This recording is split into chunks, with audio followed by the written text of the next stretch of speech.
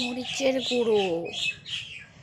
কিছু কিছু মানুষকে যদি আমি এরকম মরিচের গুঁড়ো, লঙ্কা, হলুদ, লবণ সব কিছু দিয়ে যদি ভালো করে মাখতে পারতাম, ইস আমি যে কি শান্তিটা পেতাম না। এই দেখো বন্ধুরা, আমি যেমন মাছগুলোকে হলুদ, লবণ, লঙ্কার গুঁড়ো দিয়ে মাখছি, তো কিছু কিছু মানুষকেও আমি এমনভাবে লঙ্কার গুঁড়ো লাগিয়ে একদম এমন টকটকা গরম তেলে যদি এমন করে ছেড়ে দিতে পারতাম, আহা আমি যে কতটা শান্তি পেতাম।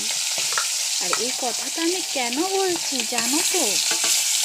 কিছু কিছু মানুষ আমার সাথে এতটা হিংসা করে বলার মতো নেই। সেই জন্য আমার মাঝে মধ্যে ইচ্ছা করে ওদেরকেও এমন মাছের মতো ফ্রাই করে লঙ্কা, লবণ, হলুদ মেখে। ঠিক বললাম তো বন্ধুরা? কমেন্টে অবশ্যই বলবে।